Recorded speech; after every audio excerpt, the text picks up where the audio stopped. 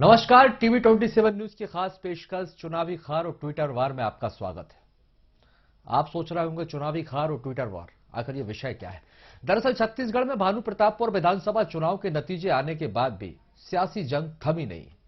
BJP से मनोज मंडावी के निधन से उपजी सहानुभूति की जीत बता रही है, तो इसके साथ ही बीजेपी का यह भी कहना है कि चुनाव के समय जिस तरह बीजेपी प्रत्याशी ब्रह्मानंद नेताम पर झारखंड में फर्जी मुकदमा दर्ज हुआ, उससे भी बीजेपी के खिलाफ माहौल बना।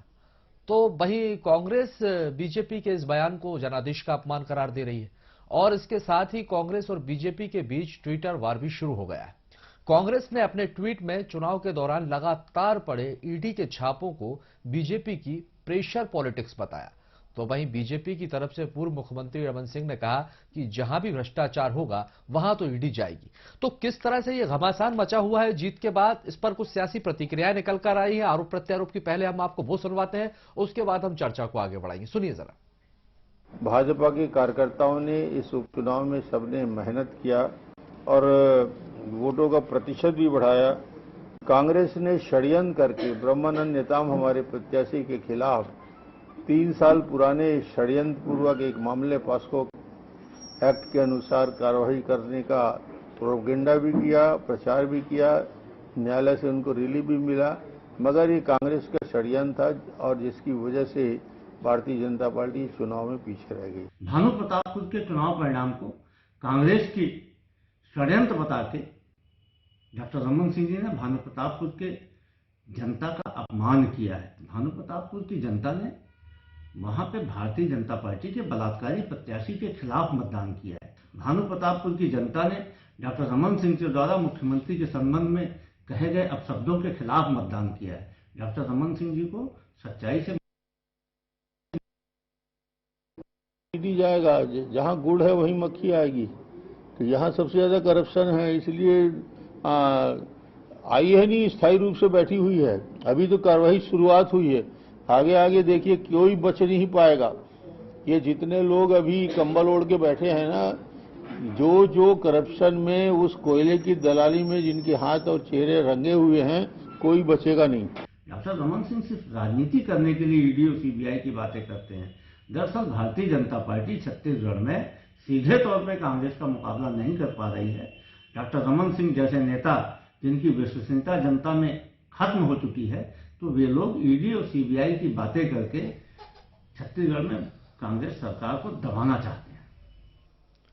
तो देखिए, चुनाव के बाद किस तरह की सियासी प्रतिक्रियाएं निकल कर आई, आरोप प्रत्यारोप की सियासत, उससे हमने आपको रूबरू करवाया। इसी पर आज हम चर्चा करेंगे। कई मेहमान हमारे साथ हैं। पहले हम मेहमानों का परिचय आपसे करवाते हैं। के.एस. चौहान जी हैं, भारतीय जनता पार्टी के प्रवक्ता हैं, और सर आपका बहुत बहुत स्वागत है।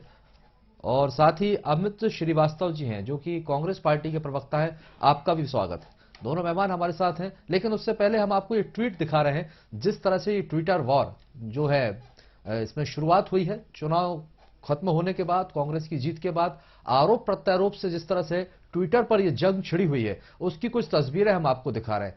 किस तरह की भाषा का इस्तेमाल किया गया है, कैसे शब्द यहां पर, मतलब जुबानी जंग लगातार ट्विटर पर जारी है। चलिए, मेहमान हमारे साथ जुड़ गए हैं। मेहमानों का परिचय एक बार फिर हम आपसे करवा देते हैं। के.एस. चौहान जी बीजेपी प्रवक्ता हमारे साथ हैं, आपका बहुत बहुत स्वागत है। अमित श्रीवास्तव जी कांग्रेस प्रवक्ता हमारे साथ हैं, सर आपका भी बहुत स्वागत है। आप दोनों मेहमानों का स्वागत करते हैं। तो सबसे पहले मैं बीजेपी से हमारे साथ के.एस. चौहान जी जुड़े हुए हैं। सर, चुनाव हुए भानु प्रतापपुर के, वजह इसके कि आपकी पार्टी ये समीक्षा करे कि क्या कारण रहे जिसकी वजह से हारे। कांग्रेस पार्टी का ये कहना है कि भाई ये जनता की सहानुभूति की लहर थी, लेकिन जो आरोप आप यहां पर षड्यंत्र और साजिश के लगा रहे हैं, तो कांग्रेस का ये कहना है कि ये कहीं ना कहीं ये तो जनादेश का अपमान है। जनादेश का अपमान कैसे हो जाएगा? सर्वप्रथम तो मैं सावित्री मंडावी जी को हार्दिक शुभकामनाएं देता हूं, बधाई देता हूं उनकी जीत के लिए। और ये जीत जो है, ये जीत कांग्रेस की नहीं मानते। ये जीत कांग्रेस की अगर होती तो 8000 वोट कम मिले हैं कांग्रेस को। ये जीत चरित्र हरण जो किया गया है उसकी जीत है। ये जीत सांत्वना की जो मौका दिया गया है उसकी जीत है। ये जीत है जो सरकारी तंत्रों का दुरुपयोग किया गया है, उसकी जीत है। ये जीत है जो आरक्षण के लिए आदिवासी भाई बहनों के ऊपर के आंखों में धूल झोंकी गई है, उनको दिग्भ्रमित किया गया है, ये उसकी जीत है। ये कांग्रेस पार्टी के कामों की जीत नहीं है। अगर कांग्रेस पार्टी के कामों की जीत होती तो सावित्री मंडावी जी को प्रत्याशी नहीं बनाया जाता सांत्वना वोट के लिए। और चरित्र हनन की कोई बात नहीं होती जो किसी का जो कोई बेस ही नहीं है। पॉक्सो एक्ट में हिंदुस्तान में ये पहला मसला है कि जिसमें 3 साल तक कोई वारंट ही नहीं निकला है, कोई जमानती वारंट नहीं, कुछ नहीं। उसके बाद आ जाती है पुलिस, उसके बाद हाईकोर्ट उनको मना कर दिए कि आप जबरदस्ती गिरफ्तार नहीं कर सकते, वो भी उनके हक में जाता है। ये पहली मर्तबा हुआ है और इससे पूरा ये सब चीजें दर्शाती हैं कि सुरेंद्र जी का और भूपेश जी का क्या संबंध होगा और कैसे उन्होंने एक निचले स्तर की राजनीति खेली है। अभी बोलने से कुछ नहीं होगा। ये बात आपकी बहुत अच्छी लगी मुझे कि हमारे को समीक्षा करने की जरूरत है। हम समीक्षा कर रहे हैं और हमें ये पता है कि ये जीत या ये हार या ये परिणाम कैसे आए हैं, कैसे नहीं आए हैं, ये समीक्षा करने के बाद ही जो हमारे प्रवक्ता है या जो हमारे नेता हैं या जो वरिष्ठ नेता हैं वो सब बोल रहे हैं। ये सब चीजों का आकलन है और ये भारतीय जनता पार्टी के कार्यकर्ताओं या पदाधिकारियों को नहीं पता है, ये कांग्रेस को भी पता है और पहले से पता है कि हम जीत नहीं सकते थे। जब इनके मंत्री की, जब सावित्री मंडावी जी के जब रैली निकल रही थी, उनका आक्रोश झेलना पड़ा। कोई पार्टी के थ्रू नहीं, सिर्फ आम जनता ने उनको अपना आक्रोश दिखाया। उसके बाद आनंद फानन में आपने असंवैधानिक रूप से विशेष सत्र बुलाया, जबकि मालूम है कि ये इस विशेष सत्र का इस जो नतीजा निकला है उसका कानून भी बन जाएगा, उसके बाद भी चैलेंज होगा और ये आगे तक नहीं चल पाएगा। उसके बावजूद भी ये आपने किया, ये दुर्भाग्यजनक है। आप चुनौती दे रहे हैं, ठीक है, लेकिन ये भी तो बताइए, आप इस चुनाव का चलिए आप जिक्र कर रहे हैं, 4 साल में 5 उपचुनाव हुए सर, 5 उपचुनाव बीजेपी हार गई। जी, बहुत अच्छा प्रश्न है आपका। 2018 में मैं बताऊं राजेश जी कि जो वोट ऑफ परसेंटेज था कांग्रेस का, उस वोट ऑफ परसेंटेज में आप कोई भी उपचुनाव लीजिए, कोई भी चारों में से कोई भी उपचुनाव लीजिए, 5वां भी ले लीजिए, उसके बाद नगरीय निकाय चुनाव भी ले लीजिए, उसमें वोट ऑफ परसेंटेज गिरा है, लगातार गिरा है और भारतीय जनता पार्टी का लगातार बढ़ा है। मैं ये पूछना चाहता हूं कि किस आधार पे वो वोट देगी, जनता किस आधार पे वोट देगी। आज 8000 वोट कम मिले, आज भारतीय जनता पार्टी के तो वोट नहीं गिरे, और 22,000 वोट 23,000 वोट जो आदिवासी नेता को मिले हैं, वो क्यों मिले? ये इसलिए मिले हैं क्योंकि आक्रोश दिखा रही है आदिवासी जनता कि हम आपको वोट नहीं देंगे। भारतीय जनता पार्टी के तो कोई गिरे नहीं है वोट। इनके 8000 वोट क्यों गिरे? इस नाम से गिरे, इन्होंने बहुत विकास किया हुआ है। विकास के नाम से 5 किलोमीटर की रोड भी उन्होंने भानु प्रतापपुर में नहीं बनाई है। कोई भी एक काम ये आप बता दें 2 करोड़ से ऊपर वाला जो आपने शिलान्यास किया हो और जिसका नारियल फोड़ा हो और फीता काटा हो, एक काम, सिर्फ एक काम 2 करोड़ से ऊपर वाला नहीं बता पाएंगे। चलिए मैं लौट रहा हूं आपके पास, लौट रहा हूं आपके सारे सवालों के जवाब मैं अमित जी से ले लेता हूं। लेकिन ये भी तो होता है सर, आप कह रहे हैं वोट परसेंटेज गिरा है, जीत तो जीत होती है, अगर जीते हैं तो आपसे तो ज्यादा ही मिले होंगे। चलिए अमित जी आपके पास आऊंगा, षड्यंत्र है, साजिश है, जिस तरह से ब्रह्मानंद नेताम के खिलाफ गंभीर आरोप लगाए गए ये जीतने के लिए, और फिर सरकार है, सरकारी मशीनरी का दुरुपयोग, आप उन पर आरोप लगाते हैं, वो आप पर आरोप लगा रहे हैं।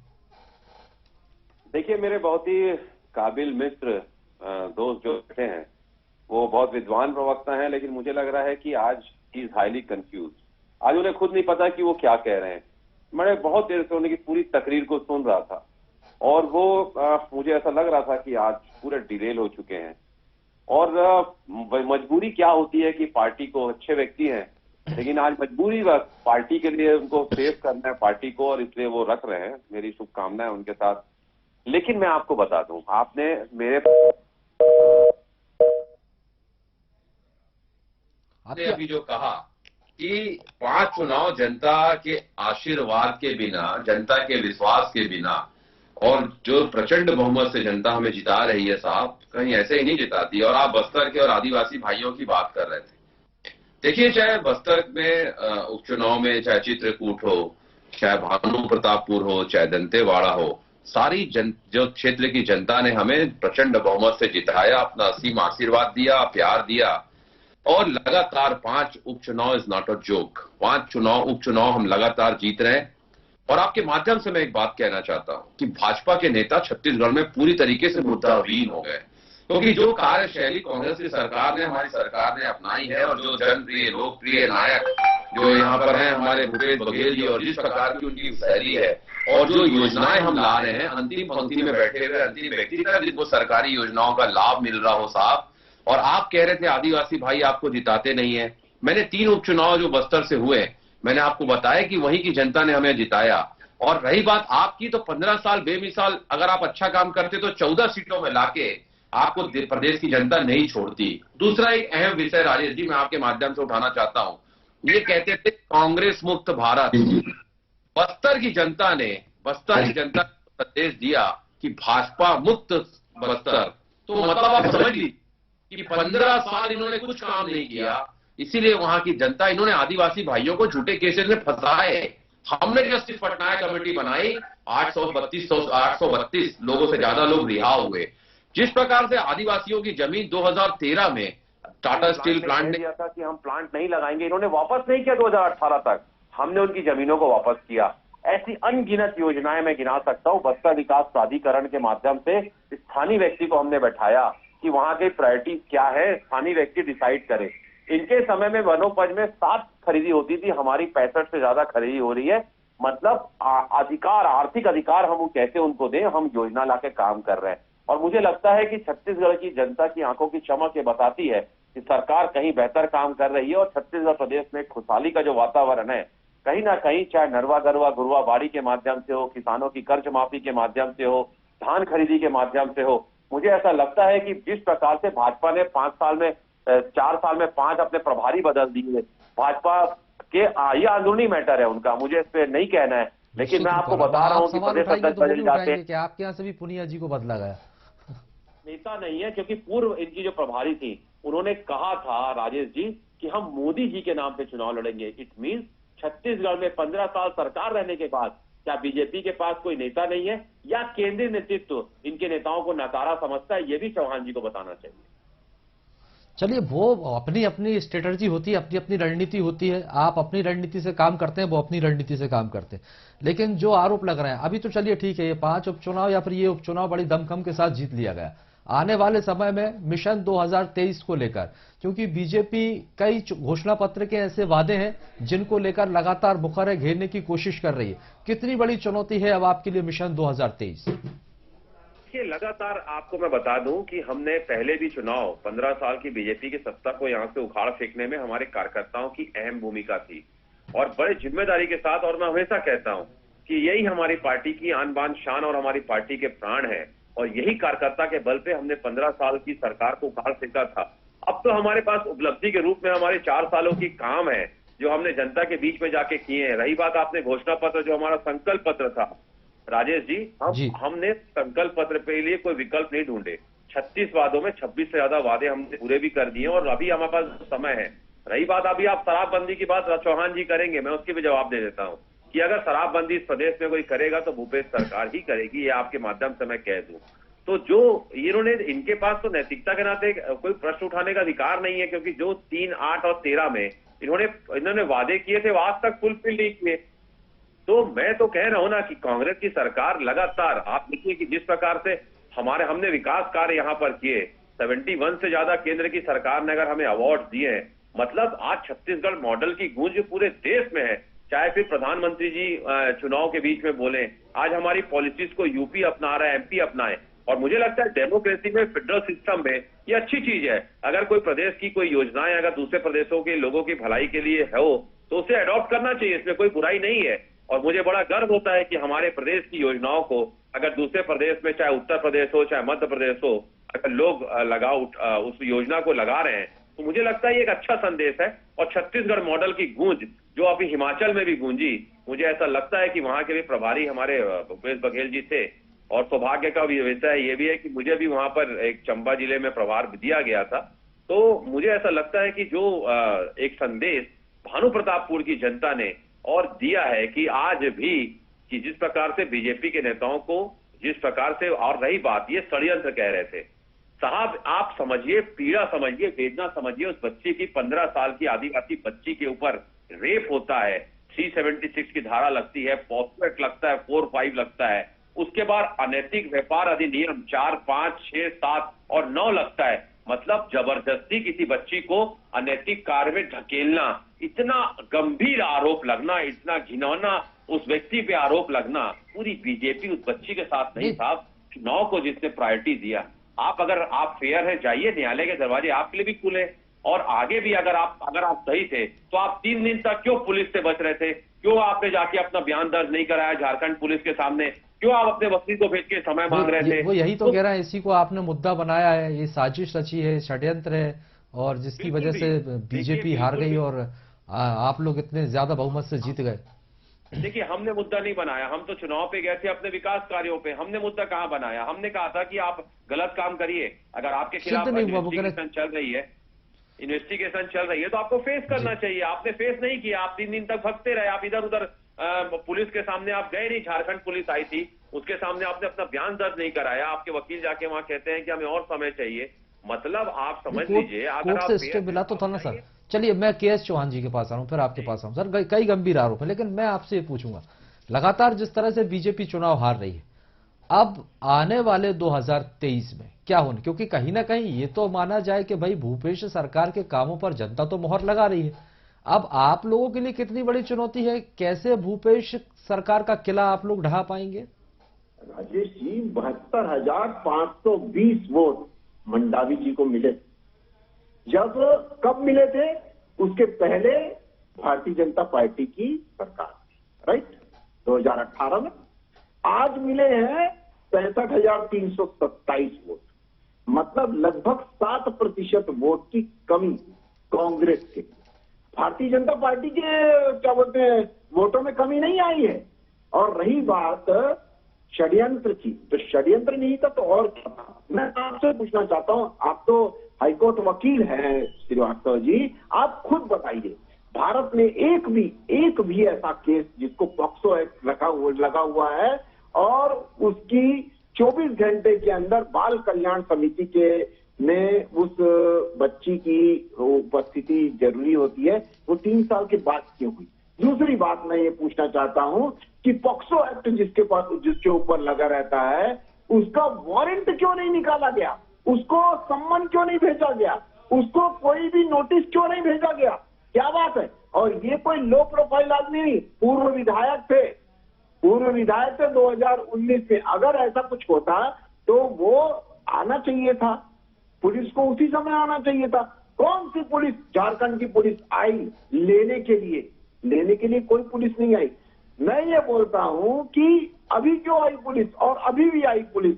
तो क्या अगर किसी भी हिंदुस्तान की कोई पुलिस आए किसी भी राज्य में, क्या एक दिन में वो अपराधी को या आरोपी को, सॉरी अपराधी नहीं, अपराधी तो बहुत दूर की बात है, आरोपी को पकड़ के नहीं ली जा सकती? बिल्कुल ली जा सकती है। अगर आपके पास ठोस सबूत होता, ठोस आपके पास कागज होते तो आप लेके जाते। अगर आप सही थे, अगर आप उचित थे, तो आपको आपके खिलाफ माननीय हाईकोर्ट में ये सियासी दलों की तरफ से देखा जाता है। एक मिनट सुनिए तो सही, के.एस. चौहान जी, आप उन पर आरोप लगाते हैं, वो आप पर, भाई केंद्र सरकार के ऊपर भी आरोप लगता है कि केंद्र सरकार सरकारी एजेंसियों का दुरुपयोग करती है चुनाव के टाइम पर। ईडी, सीबीआई, उनका भी ये कहना है। आप अपनी तरफ से आरोप लगा रहे हैं, वो भी इसी तरह के आरोप लगाते हैं। भाई आपके ऊपर भी इस तरह से लगाया जाता, भाई आप लोग भी तो ईडी और सीबीआई छोड़ देते हैं जांच के लिए। अभी हमने ये भी देखा उपचुनाव के दौरान ऐसा भी हुआ। सुनिए राजेश जी, मोदी जी ने कहा था न खाऊंगा न खाने दूंगा, और दूसरी बात यह है कि जो गलत करेगा उसके ऊपर तो ईडी की कार्रवाई होगी। आप मेरे को ये बता दीजिए कि इतने सारे लोगों के, कुछ चुनिंदा लोगों के उसमें ईडी क्यों कार्रवाई कर रही है? अगर वहां पर कुछ नहीं है तो डरने की क्या जरूरत है? रैलियां निकालने की क्या तो जरूरत है? चुनाव के समय टाइमिंग पर सवाल खड़ा होता है। आप पहले से करवाइए ना, जब चुनाव आते हैं तभी क्यों ईडी और सीबीआई आती है? सवाल ये कहीं ना कहीं छवि तो खराब होती है, उसका प्रभाव तो पड़ता है ना चुनाव पर। सुनिए राजेश जी, पिछले 5 सालों में 54 चुनाव हो चुके हैं, राज्य और केंद्र के मिला 54 चुनाव। 54 चुनावों में 4 चुनावों में, सिर्फ 4 चुनाव को छोड़ देंगे 50 चुनाव में कांग्रेस पार्टी हारी है। क्या हर चुनाव में, हर 54 चुनावों में ईडी का उपयोग किया गया? और ईडी कोई शासन का वो अपना काम नहीं करती है, वो अलग एक इकाई है जो अपना प्रशासन का काम करती है, और उसी पे काम करती है जो उसके दायरे में आता है। पूछताछ के लिए आपके पास कोई आएगा, आप अपने समर्थकों को लेकर घेराव कर देंगे? अगर पुलिस स्टेशन में किसी को आप पूछने के लिए लेके जाते हैं, जैसे राहुल गांधी जी गए थे, वहां पर आप घेराव कर देंगे? अरे पूछताछ कर ली है, अगर आप सही हैं तो आप जवाब दीजिए और अपने घर जाइए। प्रशासन के ऊपर है न्यायालय है ऊपर। आप न्यायालय जाइए और वहां पर अमित श्रीवास्तव जी, जुडिशियरी जो है, जुडिशियरी जब गलत नहीं तो डर किस बात का? हाँ। अब इस तरह से ये कहते हुए नजर आ रहे हैं। मैंने भी तो वही कहा, मैंने भी तो राजेश जी वही कहा, अगर आप गलत नहीं थे तो आप 3 दिन तक क्यों भगते रहे? क्यों भाग रहा था? हम तो प्रचार कर रहे थे। अरे सुन लीजिए भाई साहब, सुन लीजिए। देखिए, आपके घर, उनके घर पे नोटिस छपा किया गया, उनके पुत्र को नोटिस दिया गया, आप 3 दिन तक क्यों नहीं आए? मतलब अब पूरी दाल काली है, पहली चीज। दूसरी चीज, अभी आपने ठीक कहा राजेश जी कि जब संवैधानिक संस्थाओं को आगे करके चुनाव लड़ते हैं, इनको लोकतंत्र में तो वैसे भी विश्वास नहीं है। प्रजातंत्र को सबसे ज्यादा बार अगर किसी ने कलंकित करने का काम किया है तो बीजेपी ने किया है, चाहे महाराष्ट्र हो, गोवा हो, मणिपुर हो, महाराष्ट्र, और जिस प्रकार से मध्य प्रदेश हो। जब तक चुनी हुई सरकारों को, लोकप्रिय सरकारों को ये गिरा नहीं देते, लगातार इन्होंने राजस्थान में प्रयास किया, झारखंड में प्रयास किया, वहां ये विफल रहे। लेकिन अगर आप देखेंगे, अभी कह रहे थे कि 54 चुनाव हुए, 50 में हमने यूज किया, नहीं किया। अब तो देश की जनता कहती है साहब कि भाजपा के 3 जमाई, ईडी, आईटी, सीबीआई, इनको आगे करके चुनाव लड़ते हैं। और चौहान जी सारी चीजों को खुद समझते हैं। व्यक्तिगत मैं कह रहा हूं, ये मेरी व्यक्तिगत राय है कि बड़े विद्वान व्यक्ति हैं, सारी चीजों को समझते हैं वो, लेकिन मजबूरी पार्टी की हो जाती है तो उसको पक्ष रखना पड़ता है। रही बात अब आप 2023 की, तो 2023 में आप देखिएगा जिस प्रकार हमने धान खरीदी में अपना रिकॉर्ड तोड़ा ना साहब, लगातार आप देखिएगा हम अपना ही खुद का रिकॉर्ड तोड़ेंगे और प्रचंड बहुमत से यहाँ पर फिर से हम सरकार बनाएंगे, क्योंकि आज छत्तीसगढ़ मॉडल की गूंज पूरे देश में है। और उसी प्रकार से मैं कह रहा हूं कि हमारे कार्यकर्ता लगातार जो हमारे पार्टी के लिए कार्य करते हैं, इनकी पार्टी में इनके एक प्रदेश प्रवक्ता हुआ करते थे। जब उन्होंने आवाज उठाई, अपनी आवाज को बुलंद किया कि हमारी पार्टी में, जिस प्रकार से पूर्व इनके नेता प्रतिपक्ष जी ने कहा था कि हमारे पार्टी में जब चुनाव हारे तो उन्होंने कहा कि हमारे पार्टी के कार्यकर्ताओं ने हमें चुनाव हरा दिया। अरे साहब, अगर आपके पार्टी में जीत की श्रेय आप लेते हैं तो हार की जवाबदारी लीजिए, लेकिन आप अपने कार्यकर्ताओं पे मर दिए। और उस चीज को जब हमारे एक अधिवक्ता साथी जो इनके यहाँ भाजपा के वरिष्ठ नेता और प्रवक्ता थे, उपाध्याय जी, जब उन्होंने कहा कि हमारे यहाँ परिश्रम से नहीं परिक्रमा से पद बांटा जा रहा है, उनको ही प्रवक्ता पद से हटा दिए। तो इसीलिए इनके कार्यकर्ता रुष्ट हैं। और हम तो कहते हैं हमारी सरकार आई थी, हमारे कार्यकर्ताओं का उसमें अहम रोल था। और मैं इसीलिए कहता हूं चौहान जी, आपकी पार्टी में कार्यकर्ताओं की पूछ परख नहीं है और लोकतंत्र के लिए बहुत खराब का विषय है ये। इसलिए मैं कहता हूं राजेश जी कि पेड़ के अमित श्रीवास्तव जी, लेकिन ये बताइए, जो हम यहाँ पर ट्विटर पर जो जंग यहाँ पर देख रहे हैं, ट्विटर वार, इसमें रमन सिंह को निशाने पर लिया जा रहा है। बाकी नेताओं की जगह रमन सिंह को क्यों कांग्रेस निशाने पर ले रही है? देखिए, क्योंकि वो पूर्व मुख्यमंत्री थे, उनके कार्यकाल में 36,000 करोड़ का नान घोटाला हुआ, शराब का सरकारीकरण उन्होंने किया, 500 करोड़ रुपए का राजस्व आता था, जाते जाते 4,800 करोड़ का राजस्व उन्होंने किया। और जिस प्रकार से जितनी भी भ्रष्टाचार उस समय हुए, चाहे मोबाइल खरीदी में भ्रष्टाचार हो, चाहे फिर स्काई वॉक के लिए भ्रष्टाचार किया गया, चाहे डीके हॉस्पिटल में जिस प्रकार से बंदरबाट किया गया, लोग अपनी आंखों के इलाज कराने जाते थे तो वहां खुड़वा कांड उनके समय में हुआ, और हमारी बहनें जाती थी इलाज कराने तो उनके गर्भाशय तक निकाल दिए जाते थे। तो जब बात निकलेगी तो दूर तक जाएगी साहब। अंतागढ़ का खेल इन्होंने खेला था, तो जो व्यक्ति के ऊपर, और जो ऑगस्टा वेस्ट एंड का उनके मेडिकल के नाम से जो पता था कवर्धा का, तो सारी बातों की जांच एक बार ईडी आईटी क्यों नहीं कर लेती, मुझे समझ में नहीं आता। आपको बहुत शौक है ना चौहान जी ईडी और आईटी से जांच कराने का, तो मैंने जो मुद्दे गिनवाए उससे एक बार जांच करवा लीजिए। इंदिरा प्रियदर्शनी बैंक घोटाले का भी जांच आप करवा लीजिए, जो सिन्हा जी ने जो जवाब ले स्टेटमेंट लेते किया था। हैं जवाब ले लेते हैं चौहान जी, अपने गिरेबान में भी झांक के देख लीजिए। अंतिम प्रतिक्रिया जल्दी से, सवालों के जवाब दीजिए, उसके बाद समय होता है सर, जल्दी। हम तो अपने आप को पहले देखते हैं। और दूसरी बात यह है, इन्होंने हदें पार कर दी थी। जब कोरोना काल में इन्होंने एक बल्ब भी वो किराए पे लिया था, और बल्ब का 80,000 रुपए किराया लगाया था आरटीआई में। भारतीय जनता पार्टी के कार्यकर्ताओं ने, पदाधिकारियों ने इनका आरटीआई निकाला और उसमें भी घोटाला निकला। अरे शर्म आनी चाहिए कि कम से कम हम कोरोना करने से बचने की, इन्होंने सेंटर बनाया था, कोविड सेंटर बनाया था, उसमें ठीक है सर, ठीक है, बहुत बहुत शुक्रिया, बहुत बहुत शुक्रिया। समय समाप्त होता है। आप दोनों मेहमानों का बहुत बहुत शुक्रिया हमारे साथ जुड़ने के लिए, चर्चा में शामिल होने के लिए। तो देखिए, भानु प्रतापपुर उपचुनाव और जिस तरह से ये जो सीट थी छत्तीसगढ़ के लिए मिशन 2023 का सेमीफाइनल मानी जा रही थी। कांग्रेस ने इस पर बाजी मारी। कांग्रेस प्रत्याशी मंडावी ने 21,000 वोटों से सीट को जीता। लेकिन अब इसके बाद ट्विटर वार पर एक अलग ही जंग जो है वो देखने को मिल रही है, आरोप प्रत्यारोप की। दोनों दल फिर से आमने सामने आ गए। कई गंभीर आरोप हैं दोनों के एक दूसरे पर, लेकिन कहीं ना कहीं चुनौतियां अब दोनों ही दल के लिए हो जाती हैं, क्योंकि आने वाले समय में विधानसभा चुनाव है। अब आगे क्या तस्वीर बनेगी ये देखना दिलचस्प होगा। फिलहाल के लिए बहुत बहुत शुक्रिया, और आगे की खबरों के लिए आप लगातार देखते रहिए TV 27 न्यूज।